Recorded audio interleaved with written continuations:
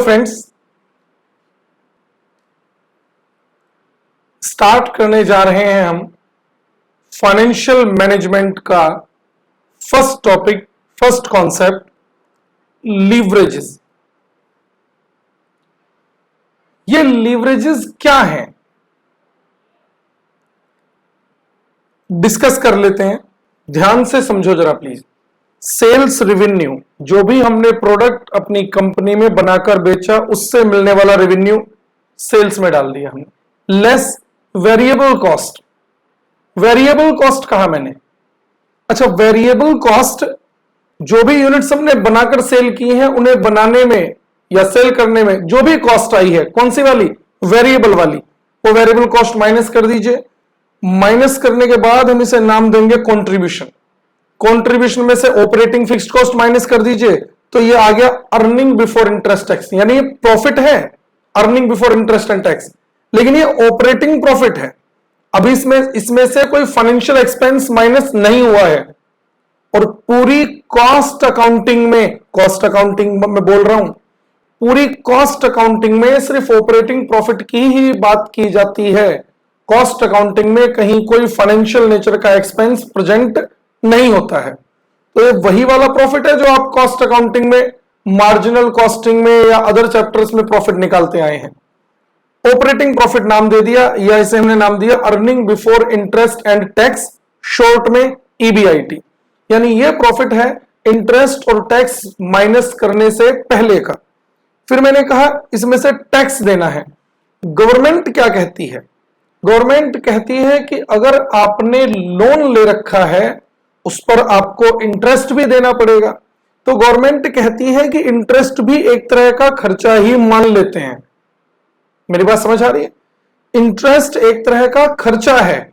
आप जो हमें टैक्स देंगे, ये गवर्नमेंट बोल रही है आपसे, आप जो हमें टैक्स देंगे उस प्रॉफिट को निकालते समय आप इंटरेस्ट भी खर्चे के नाम से माइनस कर दें। उसके बाद जो इनकम बचेगी उस पर टैक्स दे देना। मेरी बात समझ आ रही है? हमने निकाला earning before interest and tax, operating profit. तो प्रॉफिट तो ये है, नो डाउट, लेकिन गवर्नमेंट कह रही है कि इंटरेस्ट भी आपका खर्चा ही है। आप इस प्रॉफिट में से पहले खर्चा इंटरेस्ट का भी माइनस करो। इंटरेस्ट पे करने के बाद जो प्रॉफिट बचता है उस पर टैक्स दे देना। तो इसलिए पहले earning before interest and tax में से टैक्स नहीं, इंटरेस्ट माइनस किया गया। देखिए मैंने लिखा थर्ड टर्म पे जो लेस किया है मैंने, यहां पर ये इंटरेस्ट माइनस कर दिया। इंटरेस्ट माइनस हो गया तो अब ये earning before interest and tax में से इंटरेस्ट माइनस करके रह गया अर्निंग बिफोर टैक्स। अब गवर्नमेंट को टैक्स दे देते हैं, टैक्स पे कर देंगे तो आ जाएगा अर्निंग आफ्टर टैक्स। और ये अर्निंग किसकी है? कंपनी सिर्फ एक आर्टिफिशियल पर्सन है, और अगर कंपनी आर्टिफिशियल पर्सन है तो ये जो भी अर्निंग बची ये सब अर्निंग शेयर होल्डर्स की है। वो बात अलग है कि कंपनी इस अर्निंग में से डिविडेंड बांटे या ना बांटे। मतलब सर, शेयर होल्डर्स ने कंपनी में पैसा लगा रखा है, ऐसा भी हो सकता है कि कंपनी शेयर होल्डर्स को ये अर्निंग ना डिस्ट्रीब्यूट करे। कोई पॉसिबिलिटी है? बिल्कुल है। आप सोचिए, मान लीजिए मैं एक कंपनी चलाता हूं, आपने मेरी कंपनी में शेयर्स परचेज किए हुए हैं, आपका पैसा मेरी कंपनी में लगा हुआ है, हमने आपके उस पैसे पर, मैं कौन हूं? कंपनी, हमने आपके उस पैसे पर प्रॉफिट अर्न किया। तो ये प्रॉफिट किसका है? आप ही लोगों का है, पैसा आपने ही लगा रखा है। मैं अगर कंपनी हूं तो मैं तो सिर्फ एक आर्टिफिशियल पर्सन हूं। अच्छा, वो प्रॉफिट आप ही लोगों का है। आप चाहें तो ये प्रॉफिट हम आपको बांट सकते हैं, लेकिन सोचो जरा, कल को आने वाले साल में कंपनी के पास और बेटर इन्वेस्टमेंट प्रपोजल्स हैं। कंपनी अगर चाहे तो आपके इस पैसे को रोककर फ्यूचर में और एक्स्ट्रा इन्वेस्टमेंट करके और डबल ट्रिपल प्रॉफिट अर्न कर सकती है। और कल को जो ये डबल या ट्रिपल प्रॉफिट अर्न करेंगे, ये प्रॉफिट भी आप ही लोगों का है। कंपनी तो आर्टिफिशियल पर्सन है। तो कंपनी क्या करती है? आपको डिविडेंड ना देकर रोक लेंगे और उसे फ्यूचर में इन्वेस्टमेंट प्रपोजल्स में इन्वेस्ट करेंगे ताकि आपको और डबल ट्रिपल अर्निंग मिले। अगर उस अर्निंग में से कंपनी ने आपको बांट दिया तो नाम देंगे डिविडेंड, और अगर कंपनी ने वो प्रॉफिट आज ना बांटकर रोक लिया तो हम उसे नाम देंगे रिटेन्ड अर्निंग। क्या नाम देंगे? Retained earning. अर्निंग में से अगर शेयर होल्डर्स को डिस्ट्रीब्यूट कर देते हैं तो हमने उसे नाम दिया डिविडेंड, और अगर रिटेन कर लेते हैं, रोक लेते हैं फ्यूचर इन्वेस्टमेंट प्रपोजल्स के लिए, तो हम उसे नाम देंगे रिटेन्ड अर्निंग। आपने रिटेन्ड अर्निंग बैलेंस शीट में नहीं देखी है क्या? बैलेंस शीट में लायबिलिटीज साइड में इक्विटी शेयर कैपिटल के बाद जो भी टर्म आपने पढ़ी हो, जैसे reserve and surplus, retained earning, general reserve, P&L account, किसी भी नाम से आपने पढ़ा हो, ये पता है क्या? ये वही प्रॉफिट है जो है शेयर होल्डर्स का, लेकिन अभी कंपनी ने डिस्ट्रीब्यूट नहीं किया है। अब ऐसी चीजें तो आपने बैलेंस शीट में 11th क्लास में लायबिलिटी साइड में लिखी हुई देखी होंगी। मैंने क्या बताया? इक्विटी शेयर कैपिटल, ये तो वो फंड है ही जो कंपनी ने अपने शेयर होल्डर्स से शेयर इशू करते समय लिया था। बाकी जो भी नाम आपने देखा हो, रिजर्व एंड सरप्लस लिखा हो, जनरल रिजर्व लिखा हो, प्रॉफिट एंड लॉस अकाउंट लिखा हो, या रिटेन्ड अर्निंग ही लिखी हो, ये सब क्या है? ये वो प्रॉफिट है जो कंपनी ने अपने शेयर होल्डर्स के लिए ही अर्न किया है, लेकिन अभी डिस्ट्रीब्यूट नहीं किया है। बांट देते हैं डिविडेंड, रोक लेते हैं तो मैंने क्या कहा? Retained earning. और ये हम और डिटेल में डिस्कस करेंगे। हमारे सिलेबस में एक चैप्टर है डिविडेंड पॉलिसी। तो डिविडेंड पॉलिसी सिलेबस में लिखा होगा आपके। यहां तक बात समझ आ रही है आपके? तो हमने यहां पर क्या निकाला? अर्निंग इक्विटी शेयर होल्डर्स के लिए या शेयर होल्डर्स के लिए हमने निकाल दी है अर्निंग आफ्टर टैक्स के नाम से। तो मैंने यहां पर 4 टर्म्स माइनस की हैं, 4 टर्म्स। इन 4 टर्म्स को एक बार समझते हैं, जरा ध्यान से समझना। सिर्फ इन 4 टर्म्स की बात मैं यहां पर करने वाला हूं। किसे पे करने में कंपनी को प्रॉब्लम आ सकती है? मैं आपको क्लासेस प्रोवाइड करवा रहा हूं, मुझे अगर मैं अपना ये इनकम स्टेटमेंट बनाऊं तो मुझे किस तरह की प्रॉब्लम आ सकती है? सोचिए जरा। जिस दिन मैंने ये डिसीजन लिया होगा कि हां, अपना स्टूडियो ऑपरेट करते हुए, स्टूडियो बनवाकर हम अपनी अलग से क्लास रिकॉर्ड करके स्टूडेंट्स को डिस्ट्रीब्यूट करेंगे, तो मेरे सामने क्या प्रॉब्लम आई होगी? सोचो जरा। अच्छा, आप लोगों को ये क्लासेस बेची जाती हैं, क्या मिलता है आपको? एक हार्ड कॉपी ऑफ नोट्स यानी बुक मिलेगी, पेन ड्राइव मिलेगी, और क्या मिलेगा? आपको कोरियर अगर हमें कराना है तो कोरियर चार्जेस बियर करने पड़ेंगे हमें। तो मैंने क्या कहा? ये कैसी कॉस्ट है? ये वेरिएबल कॉस्ट है। आपने वीडियोस परचेज करने के लिए हमें ऑर्डर दिया। अच्छा, जब आपने ऑर्डर दिया तभी आपके लिए बुक की कॉस्ट बियर करनी पड़ी, कोरियर चार्जेस बियर करने पड़े, पेन ड्राइव की कॉस्ट बियर करनी पड़ी। अच्छा, अगर आपका ऑर्डर हमें ना मिलता तो ये कॉस्ट इनकर नहीं होगी। तो यानी ये कॉस्ट कैसी कॉस्ट है? ये कॉस्ट वो कॉस्ट है जो रिवेन्यू पर डिपेंड करेगी। आप लोगों से ऑर्डर आएगा, आप हमें पेमेंट करेंगे, तो आपको ये कॉस्ट हम इनकर करके आपको डिलीवरी हम प्रोवाइड कराएंगे। अब आप सोचिए जरा, ये जो कोरियर चार्जेस हैं, बुक की कॉस्ट है या पेन ड्राइव की कॉस्ट है, क्या हमें इसे पे करते समय कहीं कोई प्रॉब्लम आ सकती है? क्या प्रॉब्लम है? जब आप लोगों से फीस लेंगे तो इन सभी कॉस्ट को आपकी फीस में से ही रिकवर किया जाएगा। सोचिए जरा, 5 ऑर्डर आए तो 5 बुक की कॉस्ट, 10 ऑर्डर आए 10 बुक की कॉस्ट, 1000 ऑर्डर आएंगे 1000 बुक की कॉस्ट। अच्छा, जब 1000 ऑर्डर आएंगे तो 1000 स्टूडेंट से रिवेन्यू भी तो मिलेगा। उसी रिवेन्यू में से ये कॉस्ट पे हो जाएगी। क्या प्रॉब्लम है? कहीं कोई प्रॉब्लम आने वाली है? और क्यों प्रॉब्लम नहीं आ रही है? क्योंकि ये कॉस्ट ऐसी कॉस्ट है जो नंबर ऑफ स्टूडेंट्स पर, जो नंबर ऑफ ऑर्डर्स पर डिपेंड करती है। और जब नंबर ऑफ ऑर्डर्स या स्टूडेंट्स हमसे वीडियोस परचेज कर रहे हैं तो रेवेन्यू मिल रहा है ना हमें, उसी रेवेन्यू में से इस वेरिएबल कॉस्ट को पे कर दिया जाएगा। इसमें रिस्क क्या है, या मेरे लिए अपने पॉइंट ऑफ व्यू से अगर मैं बात करूं तो इसमें घबराने वाली बात क्या है। एक स्टूडेंट फीस देगा, उसी में से बुक की कॉस्ट हम पे कर देंगे जिससे हम बुक बना रहे हैं, उसी में से कोरियर चार्जेस पे कर देंगे, उसी में से पेन ड्राइव परचेज कर लेंगे। कहीं कोई प्रॉब्लम आने वाली है? कहीं कोई प्रॉब्लम नहीं है। यानी किसी भी कंपनी के लिए वेरिएबल कॉस्ट पे करना कहीं कोई प्रॉब्लम नहीं है। और क्यों नहीं है? ये कॉस्ट नंबर ऑफ यूनिट्स पर डिपेंड करती है। अगर सेल ज्यादा होगी तो वेरिएबल कॉस्ट भी ज्यादा होगी। क्यों? क्योंकि यूनिट्स से लिंक्ड है। ये देखिए, सेल ज्यादा होगी, वेरिएबल कॉस्ट भी ज्यादा होगी, तो सेल में से ही वेरिएबल कॉस्ट दे देंगे। सेल कम होगी तो वेरिएबल कॉस्ट भी कम होगी। सेल होगी तो वेरिएबल कॉस्ट बियर करनी पड़ेगी, और अगर सेल नहीं होगी तो कोई वेरिएबल कॉस्ट नहीं है। यानी वेरिएबल कॉस्ट पे करना किसी भी कंपनी के लिए कोई रिस्क वाली बात नहीं है। इतनी बात क्लियर है?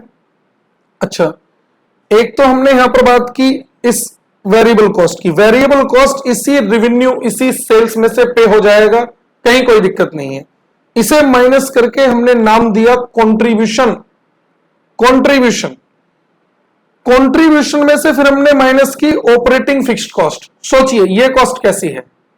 आपको क्लासेस प्रोवाइड कराने के लिए ये जो भी क्लासेस हम रिकॉर्ड कर रहे हैं, इसका सेटअप जो स्टाफ लगाता है हमारा, कैमरा लगाना, ये जो भी मैं क्लासेस रिकॉर्ड कर रहा हूं, ये सिस्टम ऑपरेट करना, क्लास रिकॉर्ड हो जाने के बाद उसमें जो भी अगर कोई गलती हो गई है तो एडिटिंग कर देना, कहीं मैंने कुछ गलत बोल दिया हो मुझे चेक कराकर एडिट करना। तो ये जो स्टाफ है इसे तो सैलरी दी जाती है, इसकी सैलरी पर मंथ है। दूसरी बात, ये रिकॉर्ड करने के लिए, हमने क्लासेस रिकॉर्ड करने के लिए जो ये स्टूडियो बना रखा है, ये रेंट पर है। इसका रेंट जाता है for example ₹2 lakh. For example 2 lakh रुपए रेंट देना है, स्टाफ की सैलरी देनी है। ये जो सैलरी और रेंट हमें देना पड़ रहा है, सोचिए जरा, अगर आप लोगों का ऑर्डर आए तो भी ये रेंट और ये स्टाफ सैलरी टोटल मिलाकर अगर मैं बात करूं तो 3 लाख रुपीस है। आप लोगों से ऑर्डर आए, 3 लाख रुपए हमें इस पर खर्च करने ही पड़ेंगे क्योंकि ये कॉस्ट फिक्स्ड कॉस्ट है। अच्छा, क्या रेवेन्यू पर डिपेंड करेगा? मान लीजिए सिर्फ 5 ही स्टूडेंट ने हमारी वीडियोस परचेज की, क्या मैं 5 स्टूडेंट से ये 3 लाख रुपए रिकवर कर सकता हूं? 5 स्टूडेंट से जो फीस हमारे पास आएगी, क्या उस फीस में से 3 लाख रुपीस की पेमेंट हो सकती है? सर 3 लाख की पेमेंट कैसे होगी? यानी ये कॉस्ट कैसी कॉस्ट है? ऑर्डर कम आए यानी सेल कम हो तो भी 3 लाख, सेल ज्यादा हो तो भी 3 लाख, सेल हो तो भी 3 लाख, और सेल ना भी हो तो भी, क्या जिनसे स्टूडियो रेंट पर ले रखा है वो ये मान लेंगे कि मैं उनसे कहूं कि सर हमारी सेल नहीं हुई है, किसी कस्टमर ने कोई वीडियो परचेज नहीं की है किसी स्टूडेंट ने, तो मैं आपको रेंट नहीं दूंगा, क्या वो मान जाएंगे? उन्हें क्या मतलब है? उन्हें तो हर साल हर महीने उनका जो रेंट उनके और हमारे बीच एग्रीमेंट हुआ है उसके अकॉर्डिंग मुझे उन्हें पे करना ही पड़ेगा। यानी प्रॉब्लम कहां है? प्रॉब्लम है फिक्स्ड कॉस्ट में, क्योंकि यह फिक्स्ड कॉस्ट सेल के कम या ज्यादा होने से चेंज नहीं होती। यह फिक्स्ड कॉस्ट सेल के होने या ना होने पर डिपेंड नहीं करती। अब आप सोचिए, जिस दिन मैं ये डिसीजन ले रहा हूं कि हां हमें ये रेंट पर लेकर ये वीडियोस रिकॉर्ड करनी चाहिए, कितना बड़ा रिस्क है। अगर हमारी सेल उतनी ना हो सकी कि हम ये फिक्स्ड कॉस्ट पे कर सकें तो मुझे तो अपनी पॉकेट से देना पड़ेगा। रिस्क है कि नहीं है? और क्यों है ये रिस्क? क्योंकि ये cost, operating fixed cost, sale पर डिपेंड नहीं करती है, सेल के कम या ज्यादा होने से चेंज नहीं होती है। लमसम अमाउंट में पे करना है, करना ही पड़ेगा। वेरिएबल कॉस्ट में ऐसा नहीं था। वेरिएबल कॉस्ट तो सर जितने ऑर्डर आएंगे उतनी वेरिएबल कॉस्ट इनकर होगी, लेकिन ऑपरेटिंग फिक्स्ड कॉस्ट ये हमारे लिए एक रिस्क है। ये लीजिए, ये रिस्क है, और इस रिस्क को, और रिस्क में से क्यों कह रहा हूं? क्योंकि ये पे करना ही है, चाहे आपकी सेल हो या ना हो, इस रिस्क को हमने नाम दिया ऑपरेटिंग रिस्क।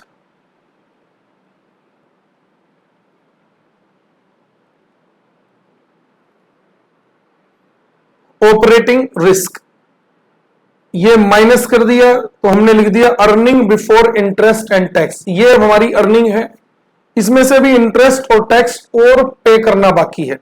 फिर हमने इसमें से माइनस किया इंटरेस्ट। अच्छा सोचिए जरा, क्या इंटरेस्ट की पेमेंट करना कोई रिस्क है? इंटरेस्ट देना। मैं फिर से एग्जांपल लेता हूं, मेरी बात को ध्यान से सुनना, ध्यान से समझ लेना। मान लीजिए मुझे कोई बिजनेस स्टार्ट करना है, उस बिजनेस को स्टार्ट करने के लिए रिक्वायरमेंट है 10 लाख रुपीस की। 10 लाख रुपए से कोई एक छोटा सा बिजनेस स्टार्ट कर सकते हैं। मेरे पास है सिर्फ 5 लाख रुपीस, ओनली 5 लाख, 5 लाख रुपए है मेरे पास। अच्छा मैं आपसे कहता हूं कि भाई साहब आप ना मुझे 5 लाख रुपए का लोन दे दो, मैं एक बिजनेस स्टार्ट कर लेता हूं, मैं हर साल उस 5 लाख पर आपको 10% का इंटरेस्ट पे करूंगा। मेरी बात समझ आ रही है?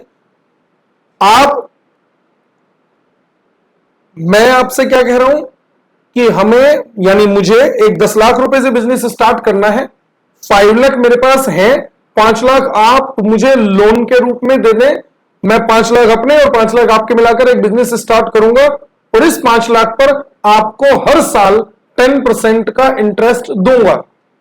और मान लीजिए आपने 5 लाख रुपए मुझे दे दिए, 5 लाख मैंने आपके लगाए, 5 लाख मैंने अपने लगाए, बिजनेस में इन्वेस्ट कर दिया। अच्छा बिजनेस में इन्वेस्ट कर दिया, उस बिजनेस में मुझे हो गया लॉस, डूब गए हमारे पैसे, या डूबे नहीं तो फर्स्ट ईयर में, सेकंड ईयर में, थर्ड ईयर में लॉस आ रहा है। अच्छा अगर मुझे लॉस हो गया है, मैं आपसे ईयर एंड पर कहूं कि भाई साहब जो आपसे 5 लाख रुपए लेकर मैंने बिजनेस में लगाए थे ना, वहां से प्रॉफिट नहीं मिला, वहां से लॉस हो गया है। अच्छा वो लॉस हो गया है तो मैं आपको इंटरेस्ट पे नहीं कर सकता हूं, क्या आप मान जाएंगे? आप कहेंगे सर मुझसे पूछ के बिजनेस थोड़ी ना किया था आपने, मुझे क्या मतलब है आपने 5 लाख रुपए कौन से बिजनेस में लगाए हैं? मैंने आपको 5 लाख रुपए दिए हैं, आपने वादा किया था 10% का इंटरेस्ट देंगे, हमें 5 लाख पर 10% 50,000 रुपए का इंटरेस्ट चाहिए।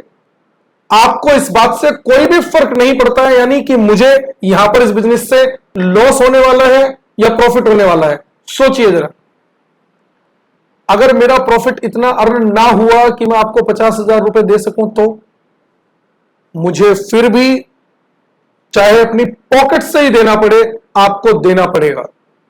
यानी प्रॉफिट हो या ना हो इंटरेस्ट देना ही पड़ेगा। प्रॉफिट ज्यादा हो या कम हो, इवन लॉस क्यों ना हो जाए, उस केस में भी इंटरेस्ट ऑन डेट की पेमेंट कंपनी को करनी ही पड़ेगी। रिस्क है या नहीं है? अब लोन ले तो लिया, पेमेंट कैसे करें? रिस्क है।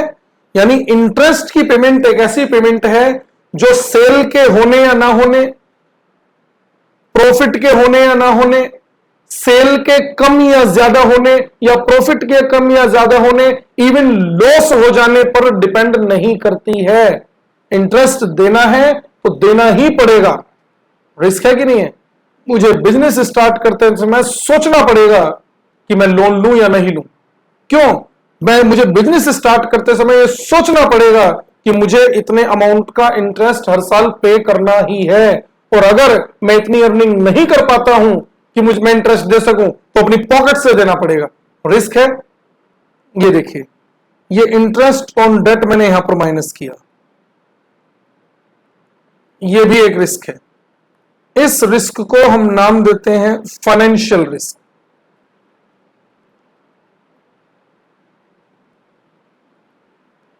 फाइनेंशियल रिस्क मैंने अभी एग्जांपल लिया, आपने ध्यान दिया, मैंने कहा 5 लाख मेरे, 5 लाख आपसे उधार लेकर बिजनेस में लगा दिया, लॉस हो गया, चाहे लॉस हो चाहे प्रॉफिट, आपको मैं 50,000 रुपए हर साल इंटरेस्ट के दूंगा ही, इसलिए रिस्क है।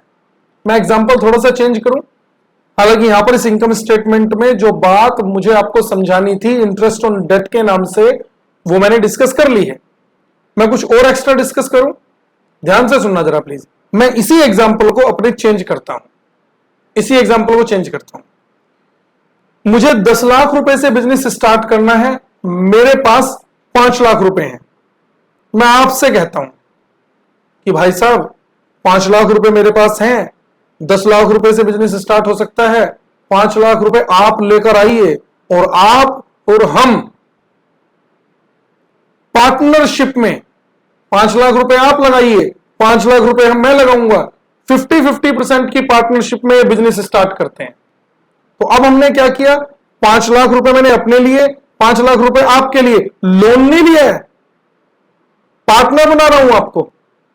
एक बिजनेस मिलकर स्टार्ट कर रहे हैं, 5 आपके 5 मेरे, 10 लाख से बिजनेस स्टार्ट हो गया।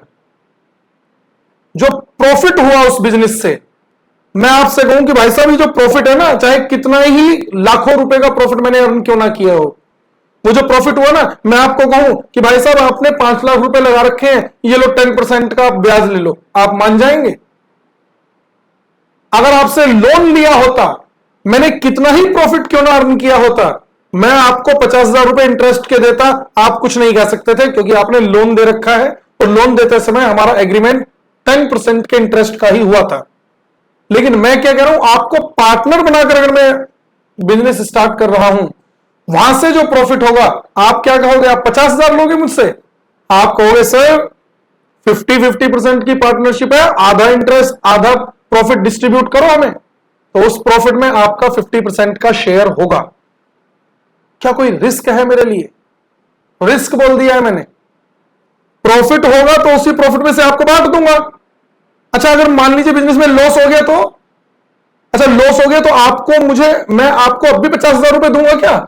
नहीं। अगर लॉस हुआ है तो उसमें भी 50% का शेयर आपका है। क्या आपको मुझे कोई पेमेंट करनी पड़ेगी? कोई पेमेंट नहीं करनी है। बात समझ आ रही है? ये मैं आपको बहुत सिंपल से एग्जांपल से क्या समझाना चाह रहा हूं, समझ रहे हो?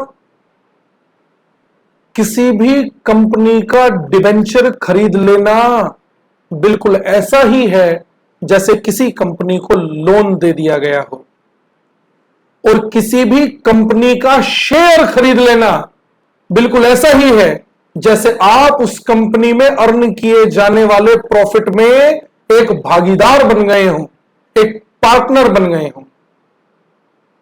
और आप सीधा सीधा हिंदी मीनिंग बताना जरा मुझे शेयर का। शेयर वर्ड इंग्लिश वर्ड है, क्या उसका हिंदी मीनिंग बता सकते हो? शेयर का हिंदी मीनिंग क्या है? हिस्सा। वो हिस्सा क्या है? वो हिस्सा है कि जिस कंपनी का आपने शेयर खरीदा है, उस कंपनी के द्वारा अर्न किए गए प्रॉफिट में आपका भी एक शेयर है, आपका भी एक हिस्सा है। मान लो किसी कंपनी के शेयर कैपिटल में 10,000 शेयर हैं, किसी कंपनी की बैलेंस शीट में 10,000 शेयर्स हैं। उस 10,000 शेयर्स में से 100 शेयर्स मैंने खरीदे हुए हैं।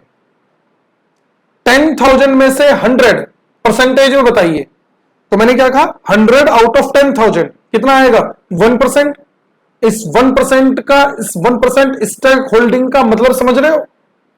कंपनी कल को जो भी प्रॉफिट अर्न करेगी, उस प्रॉफिट में 1% शेयर मेरा है, वो प्रॉफिट मुझे मिलेगा। और लेकिन अगर कंपनी कल को लॉस उठाएगी तो उस लॉस में भी 1% लॉस मेरा है। मैंने कहा कंपनी प्रॉफिट अर्न करेगी तो उस प्रॉफिट में 1% शेयर मेरा होगा। वो बात अलग है कि कंपनी आज ही बांटे या ना बांटे। बताया मैंने आपको, अगर कंपनी बांटती है तो मैं कहूंगा डिविडेंड मिल गया, और अगर कंपनी रोक लेती है तो वो हमारी ही अर्निंग कंपनी ने अपनी बैलेंस शीट में reserve and surplus, general reserve, P&L account, retained earning के नाम से दिखा रखी होगी। क्लियर है यहां तक? इंटरेस्ट हर कंडीशन में देना ही पड़ता है, डिविडेंड के साथ ऐसा नहीं है, शेयर होल्डर्स के साथ ऐसा नहीं है। लेकिन जिनसे लोन लिया है, जिनसे डिबेंचर इशू करके पैसा उठाया है, बॉन्ड्स इशू करके पैसा उठाया है, उन्हें उन पर हर साल इंटरेस्ट की पेमेंट करनी ही पड़ेगी। ये रिस्क है। प्रॉफिट हो या लॉस, प्रॉफिट कम हो या ज्यादा हो, सेल हो या ना हो, इंटरेस्ट ऑन डेट हमेशा पे करना ही पड़ेगा। अगर लॉस हो गया है तो अपनी पॉकेट से देना पड़ेगा, इसलिए हम इसे कह रहे हैं रिस्क। और इस रिस्क को हमने क्या नाम दिया? Financial risk. आगे देखो जरा, फोर्थ एलिमेंट मैंने क्या माइनस किया लास्ट में? इंटरेस्ट ऑन डेट माइनस करके हमने लिखा अर्निंग बिफोर टैक्स। अब इसमें से टैक्स देना है। टैक्स किसे देना है? गवर्नमेंट को। गवर्नमेंट को इनकम टैक्स दे रहे हैं। क्या इनकम टैक्स देना कोई रिस्क है? सोचिए जरा। सर इनकम टैक्स प्रॉफिट होगा तो देना है, प्रॉफिट होगा तभी तो इनकम टैक्स देना है। मुझे लॉस हो गया तब भी गवर्नमेंट कहेगी कि आपको लॉस हो गया, आप हमें टैक्स दो। अब किस बात का टैक्स दें? टैक्स इनकम पर लग रहा है, जब इनकम ही नहीं है तो टैक्स किस बात का? अच्छा, यानी टैक्स की फिगर कैसी होगी? प्रॉफिट है तो टैक्स जाएगा, प्रॉफिट नहीं है तो टैक्स नहीं जाएगा, प्रॉफिट ज्यादा है तो टैक्स भी ज्यादा है, प्रॉफिट कम है तो टैक्स भी कम है, यानी ये टैक्स प्रॉफिट पर बेस्ड होगा। तो क्या कोई रिस्क है? जब प्रॉफिट अर्न कर लिया है तो उसी प्रॉफिट में से ही टैक्स पे नहीं किया जा सकता, उसी प्रॉफिट में से टैक्स भी पे कर देंगे। प्रॉब्लम क्या है? टैक्स देना कोई रिस्क नहीं है। तो यानी इस पूरे इनकम स्टेटमेंट में दो तरह के रिस्क निकल कर आए। वो कौन से? एक जिसे मैंने कहा यहां पर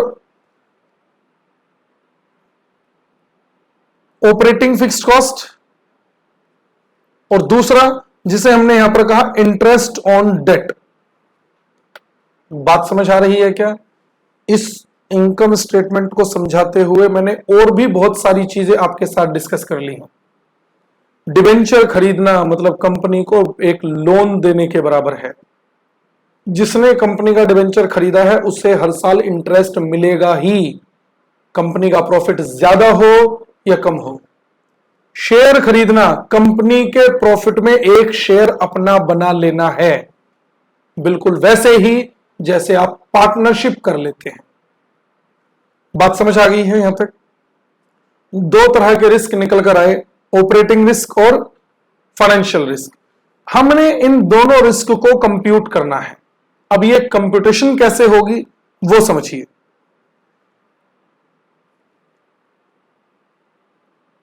पढ़ लेते हैं हमने नोटिंग क्या की थी स्टार्टिंग से। Leverages. Leverages are the tools of measuring risk in a company. एक कंपनी में कितना रिस्क है उसे एनालाइज करने के लिए लीवरेजेस टूल्स कहे जाते हैं। Risk in a company is categorised into following two categories.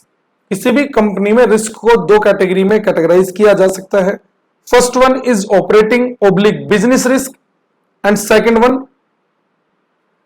Financial risk. तो पहले हमने बात की ऑपरेटिंग रिस्क की, ध्यान से समझो। When a company carrying out its day to day operation, operations करो इसे। जब एक कंपनी अपना नॉर्मल बिजनेस करती है, परचेज सेल करती है, then it has to incur some operating fixed cost. तो कंपनी को कुछ फिक्स्ड कॉस्ट है, और ये ऐसी फिक्स्ड कॉस्ट है जो बिजनेस को ऑपरेट करने के लिए जरूरी है। Like factory rent, supervisor salary. अब सुपरवाइजर की सैलरी तो पर मंथ है, आपकी सेल कम हो रही है या ज्यादा इस बात से कोई फर्क नहीं पड़ता। Staff salary. This operating fixed cost is called operating risk, और इस ऑपरेटिंग फिक्स्ड कॉस्ट को हम नाम देते हैं ऑपरेटिंग रिस्क। फिक्स्ड कॉस्ट की ही बात क्यों की है, बात समझ आ गई होगी आपको। वेरिएबल कॉस्ट पे करना कोई रिस्क वाली बात नहीं है, क्योंकि सेल में से ही पे हो सकता है। This operating fixed cost is called operating risk. Operating risk is computed through degree of operating leverage. Degree of operating leverage से हम ऑपरेटिंग रिस्क कंप्यूट कर सकते हैं। DOL presents a relation between contribution and earning before interest and tax, that is EBIT। एक बार जरा देखो जो income statement हमने बनाया है, हम कौन से रिस्क की बात कर रहे हैं? हम इस ऑपरेटिंग रिस्क की बात कर रहे हैं। तो ये कहां से कहां कवर हो जाता है? सर ये रिस्क हमारा कवर हो रहा है यहां से यहां पर कवर हो गया, इसके बीच में दिखाई दे रहा है कि नहीं? तो कवर हो गया, तो इसे हमने क्या नाम दिया था? कंट्रीब्यूशन, और इसे हमने क्या नाम दिया? EBIT। तो कंट्रीब्यूशन अपॉन EBIT कर दो, DOL निकल जाएगा। ऑपरेटिंग रिस्क कितना है, डिग्री ऑफ ऑपरेटिंग लीवरेज। समझ आया आपको? ऑपरेटिंग रिस्क कवर किसके बीच हो रहा है, कंट्रीब्यूशन और EBIT के बीच। तो हमने कहा कंट्रीब्यूशन अपॉन EBIT, ये निकाल दीजिए, DOL आ जाएगा। और देखना यही तो लिखा है, ये देखो DOL is equal to contribution upon EBIT। Simple सा कॉन्सेप्ट है। चलो दूसरा रिस्क हमने बात की, फाइनेंशियल रिस्क। फाइनेंशियल रिस्क क्या है,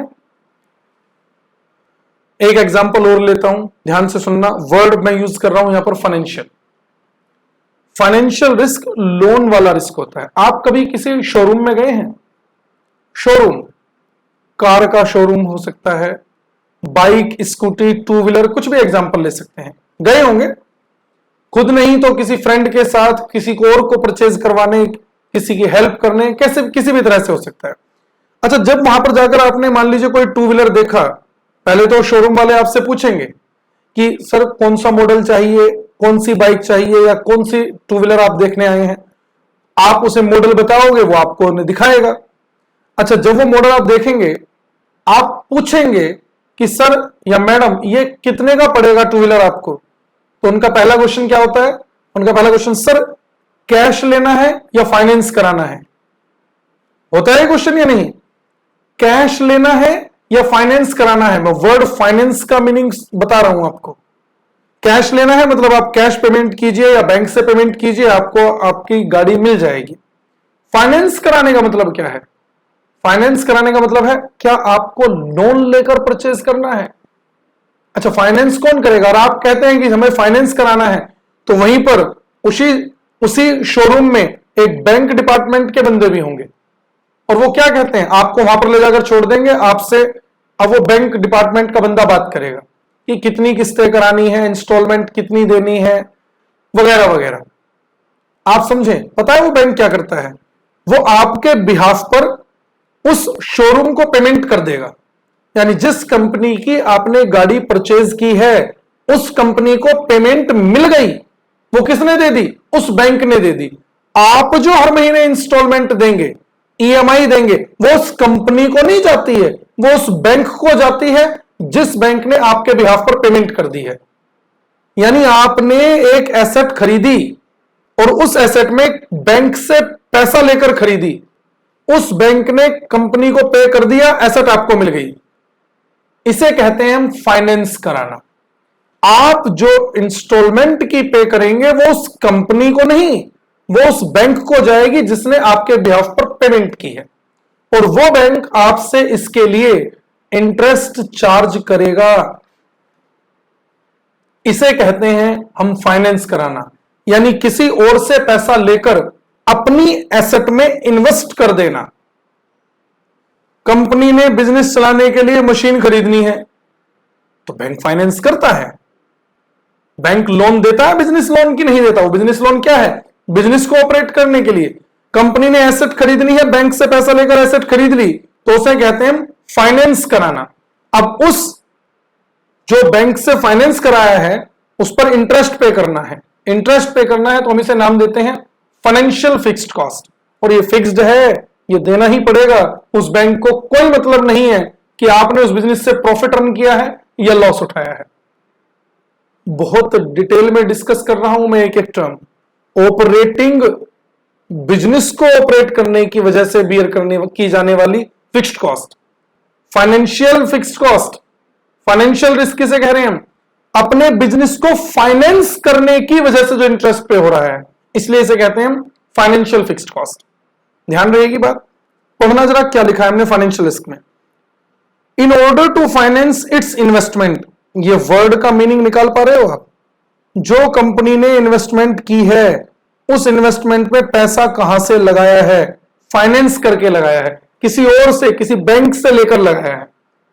और कंपनी जरूरी नहीं बैंक से ले, कंपनी मार्केट में डिवेंचर इशू कर देती है।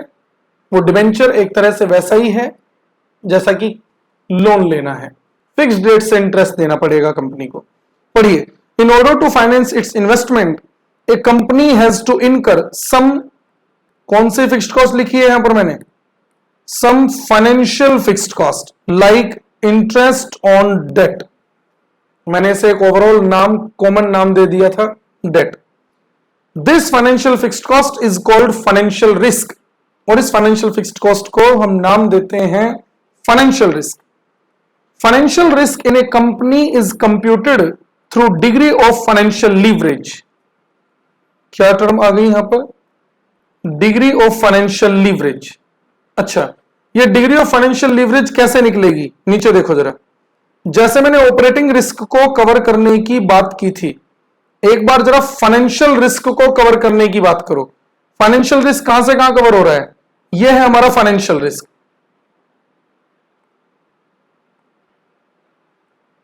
ये देखिए, ये था हमारा ईबीआईटी, और यहां से ये हमारा फाइनेंशियल रिस्क यहां से यहां पर कवर हो गया. दिखाई दे रहा है आपको? यहां से यहां पर हमारा फाइनेंशियल रिस्क कवर हो गया. यानी इंटरेस्ट पे करने से पहले हमने क्या नाम दे रखा था? इसे नाम दिया हुआ था ईबीआईटी, और इंटरेस्ट पे करने के बाद हमने इसे नाम दिया ईबीटी. ईबीआईटी और EBT, earning before interest and tax and earning before tax, इसके बीच में फाइनेंशियल रिस्क कवर हो जाता है. तो वैसे ही जैसे डीओएल निकाला था, डीएफएल भी निकल जाएगा. कैसे निकलेगा? EBIT upon EBT. देखिए जरा क्या लिखा था हमने, यहीं पर पढ़ने. DFL presents a relation between earning before interest and tax, that is EBIT, and earning before tax, that is EBT. और यही फॉर्मूला मैंने फिर नीचे लिख दिया है. यहां पर देखिए, DFL is equal to EBIT upon EBT. आगे देखो फिर क्या लिखा हमने. Note, higher DOL presents high operating risk in the company, higher DFL presents high financial risk in the company. DOL जितना ज्यादा होगा मतलब उस कंपनी में ऑपरेटिंग रिस्क उतना ही ज्यादा है. DFL जितना ज्यादा होगा मतलब उस कंपनी में उतना ही फाइनेंशियल रिस्क ज्यादा है. समझ आ गए दोनों तरह के रिस्क?